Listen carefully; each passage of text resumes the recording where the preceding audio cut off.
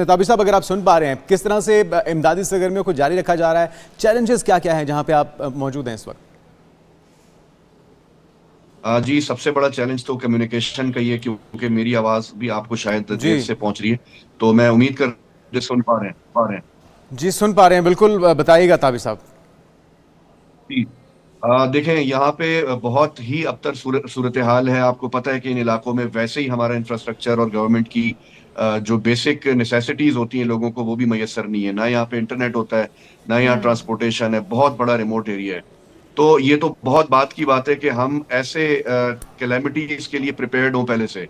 तो जब हम मिंगोरा में काम कर रहे थे, जहाँ पे हजारों घर जो है वो मुतासर हुए, तो हमें पता चला यहाँ गजर वैली का। हम फौरी तौर पे 5 दिन पहले यहाँ आए और उस वक्त से हम यहीं पे मौजूद हैं।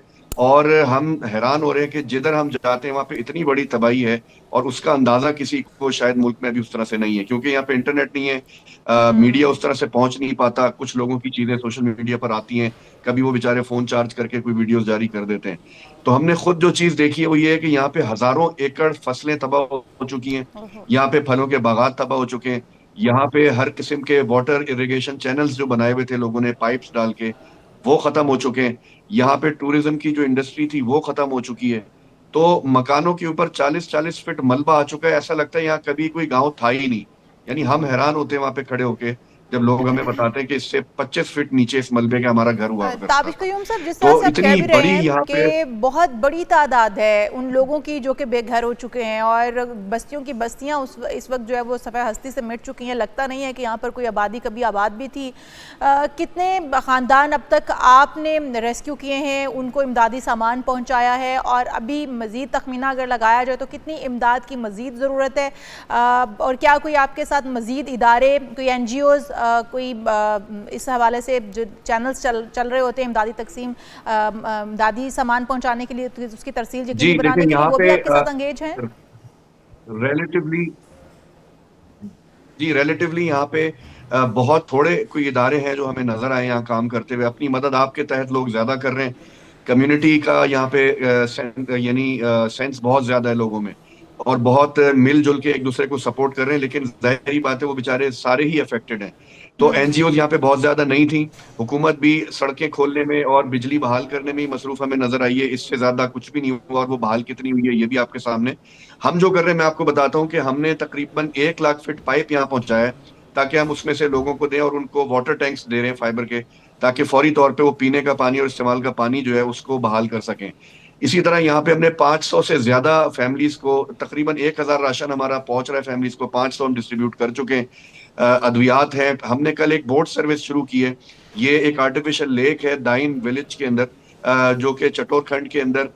उसका वाहिद रास्ता जो था एक सस्पेंशन ब्रिज था, जो 14 अगस्त की रात टूट गया था। ये सबसे बड़ा कहते हैं कि 600 फीट का ब्रिज था जो टूट गया। उसके बाद वाहिद रास्ता उन बेचारों के पास किश्ती का था, और वहां पे एक कमर्शियल बोट चल रही थी जो एक ट्रिप के उनसे बहुत सारे पैसे लेती थी। तो ओह। हमने कल 2 यहाँ पे बोट्स डिप्लॉय किए, लाइफलाइन रेस्क्यू की हमने सर्विसेज ली हैं, और फ्री ऑफ कॉस्ट ये बहुत हमने किश्ती यहाँ पे चलाई है, ताकि बच्चे जो हैं वो स्कूल आ सकें, कॉलेज जा सकें, और जी। उनको बीमारों को बाहर ला सकें, खाना ले जा सकें। इसी तरह अभी तलीदास गांव है, वहां पे हमें इतला मिली है, वहां पे भी 150 से ज्यादा घर तबाह हुए हैं। तो उधर भी हमने खाना भी पहुंचाया, बहुत ही राशन भी दे ज़बरदस्त रहे हैं, काम कर रहे अद्वियात भी हैं दे रहे हैं। ताबिर साहब, आप लेकिन मैं काबिल ये समझता हूँ सताइश है। और ये भी हम चाहेंगे कि अगर आप आवाम से कह सकें, अगर कोई आपकी ज़रिए से मदद पहुंचाना चाहता है, रिक्वायरमेंट क्या क्या है, जो चीज़ें आप अरेंज कर चुके हैं बहुत अच्छी बात है। कुछ और अगर रिक्वायर्ड हो, और जो लोग इसमें हेल्प आउट करना चाहें, उनके लिए क्या जी आपका देखें, पैगाम है? सबसे पहले तो मैं पाकिस्तानी कौम को सलाम पेश करना चाहूंगा कि उन्होंने अपना अपने जिस तरह से वो हमेशा खड़ी होती है क्राइसिस के अंदर, इस मर्तबा भी लोगों ने अपना सब कुछ कुर्बान करके पश्तून भाइयों के लिए, गिलगित बल्तिस्तान के लोगों के लिए सब कुछ भेजा है।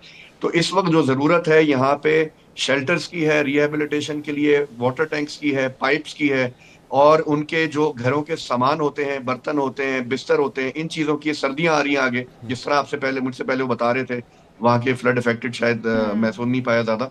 लेकिन बिस्तरों की और शेल्टर्स की बहुत ज्यादा जरूरत है, क्योंकि 1 महीना रह गया है।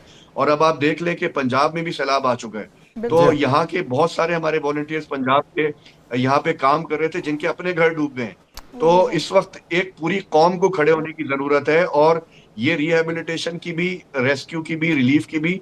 और उसके बाद हमें सवाल करना होगा अपने हुक्मरानों से कि पूरी दुनिया कहती है कि हम क्लाइमेट चेंज के सबसे वल्नरेबल कंट्री हैं और बार बार ये फ्लड्स आते हैं, तो इस तरह तो हमारा मुल्क ही खत्म हो जाएगा जी हाँ। अगर हम हुकूमत को ये सोचने की इस जरूरत है। climate और को, जिस तरह की जो है, सूरत उस हाल पर है इस काम नहीं वक्त हमें करेंगे। पूरे पाकिस्तान को दरपेश है, यकीनन अगर अभी भी पूरी कौम यकजा ना हुई और हुकूमत ने इसके ऊपर कान ना धरे और सीरियसली इस चीज़ को ना लिया तो शायद आने वाले दिनों में पूरा पाकिस्तान डूबा हुआ नजर आएगा। बहुत शुक्रिया, आप बहुत अच्छा काम कर रहे हैं और हम उम्मीद करते हैं कि आप इसी तरह से वहाँ पर सरगर्मी रखेंगे और जो पूरी कौम से आपने अपील की है कि बढ़ चढ़कर इसमें हिस्सा डालें और रज़ाकाराना तौर पर या फिर आप इमदादी तौर पर जो भी आप कर सकते हैं आप ज़रूर कीजिए उन बहन भाइयों के लिए और तमाम लोगों को बढ़ चढ़कर इसमें हिस्सा लेना होगा। ताबिश क़य्यूम साहब तर्जुमान मरकज़ी मुस्लिम लीग गज़र में मौजूद थे और मुख्तलिफ शहरों को वो वहाँ पर जो गाँव हैं उनको वो इस वक्त देख रहे हैं कि किस तरह से उन पर काम होना चाहिए। और मैक्सिमम जितनी आप कर सकते हैं अपने तौर पे अपनी पर्सनल कैपेसिटी में या किसी इदारे के साथ मिलकर रज़ाकाराना तौर पे इसमें शामिल हो सकते हैं।